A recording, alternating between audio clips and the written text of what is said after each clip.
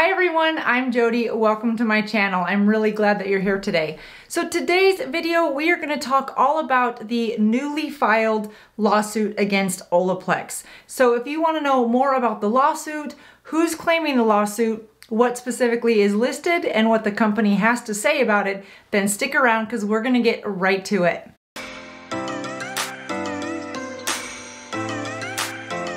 Oleplex was founded out of California in 2014. It's known for creating a new category in the hair care space of hair bonding. It was originally designed and formulated by chemists to help bond hair that had been damaged primarily through the bleaching process. Since 2014, they have launched additional products going from number 0 all the way up to number 9. Some of Oleplex products have been designed and formulated specifically for use in professional salons, and some have been created for home hair care use. According to a CNN report, part of the lawsuit states that Oleplex uses ingredients that can cause allergic reactions and are banned in Europe. Some plaintiffs claim that after using Oleplex's hair products, their hair was split and broken, thus causing it to look unkempt as if it were cut with a weed whacker.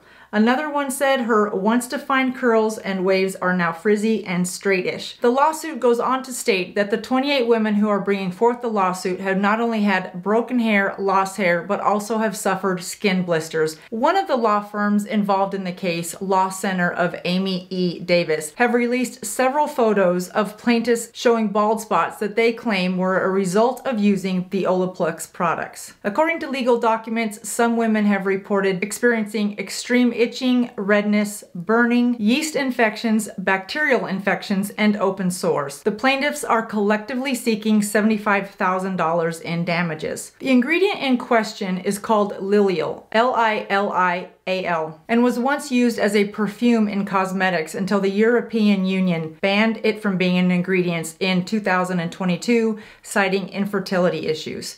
According to Oleplex, that ingredient has since been removed from all of its products. However, the lawsuit states that Oleplex continues to sell older versions of the products that still contain the chemical Lilial. For Oleplex's part, the CEO, Jun-E Wong, came out on Twitter on February 15th and stated that she would publicly release the clinical trial results of the Oleplex ingredients. Hi everyone, my name is Jun-E Wong and I'm the CEO at Oleplex.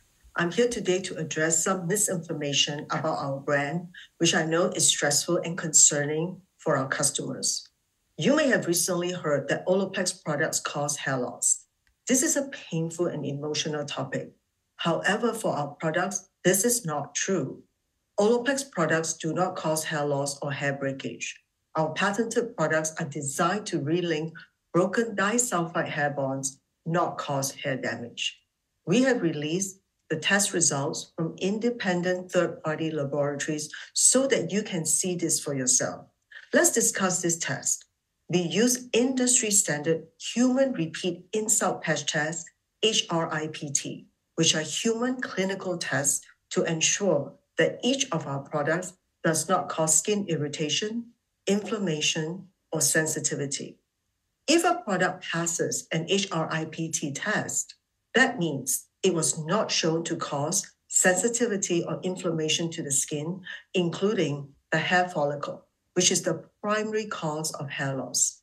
We have publicly released the HRIPT test results for all of our products. Every one of Oleplex products has this HRIPT test. But that's not all. We went above and beyond this and also released the results of HRIPT tests conducted on sensitive skin for several product lines. Again, Oleplex products pass this test. If this was not the case, I would not be making this video today. I believe in the safety and efficacy of our products and want to reassure all of our customers and fans they can continue to use our products with confidence. For more information, please visit our website. Thank you and bye. Some of the commentary following her Instagram post cited her lack of empathy or understanding for the people that have suffered hair loss. Many supporters came forward and said they've absolutely loved Oleplex, have used it for a number of years, and have absolutely loved the results. with no issues. Again, part of the issue in terms of the commentary from the CEO is just the lack of understanding or empathy of what this hair loss and hair damage has caused for these plaintiffs. So what do you guys think after hearing her comments? Did you feel as though she truly understood the depths of emotional distress, if you will, or some empathy for these individuals, or was it more about defending the company and its position? I love the fact that they're going to release the third-party clinical trials of the chemicals that are currently being used in the products. An underlying issue with some of Olaplex's products when you speak to salon owners and hair care professionals is that the Olaplex products that are meant to be used only in a salon are somehow getting in the hands of everyday people like you and I. Olaplex has a wide range of products that are meant to be used at home by the everyday consumer. Adam Stevens, who is a hair care specialist and salon owner, stated recently in an article by Cosmetics Business that his salon is Olaplex certified. The products are all patented and they have never given him or any of his clients any reaction. Millions of people use the product, but only about 28 have had a reaction to it. Stevens goes on to say that he believes misinformation is at the heart of the issue and that wrong advice on how to use Olaplex is being shared on social media. And there are plenty of videos on TikTok to back up what Adam Stevens has to say. Here's one TikTok influencer who states that her beautiful curly hair is a result of leaving an unspecified Olaplex product on overnight. Yo, I slept in Oleplex overnight because my hair has been kind of gross since bleaching it. Bro, look at these curlies. Wow. Too bad Oleplex is like 30 bucks a. So to add another level of complexity to all this, it is a little unclear how long you should be using Olaplex number 3 specifically on your hair. And I wanted to know for myself, what is the right amount? What is the information that is coming directly from Olaplex to the public on how long to keep specifically product number 3, the bonding treatment pre-wash on your hair? And I gotta tell you guys, it was a little confusing to me. If you go to their website, olaplex.com, click on shop and then click on hair number 3 Perfector, it takes you to the bond treatment called the Perfector. Scrolling down to the bottom of the page, it says how to use, and it explains exactly how to use it. Before shampooing, dampen hair and apply number 3 Hair Perfector from roots to end. Leave on for 10 minutes for maximum effects. Rinse well, then shampoo and condition. So it says to leave on for 10 minutes for maximum effects.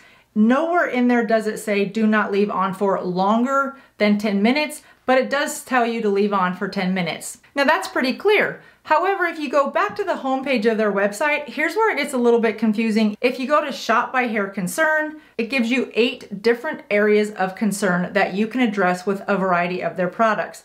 I simply went down to breakage, damage, split ends, which is exactly what I would like to treat with Olaplex, and I click there. Scrolling down about 3/4 of the way down the page, it says the proven hair repair routine. Then we go prep with number 1, repair with number 3. When you click on repair with number 3, it states, once hair is dampened with number 0, apply number 3 generously from scalp to ends until hair is saturated. Leave on for at least 10 minutes or longer if desired. Rinse well, then shampoo and mask with number 8. Use once a week or 2 to 3 times a week for very damaged hair. So there it is on their own website that says leave on for at least 10 minutes or longer if desired.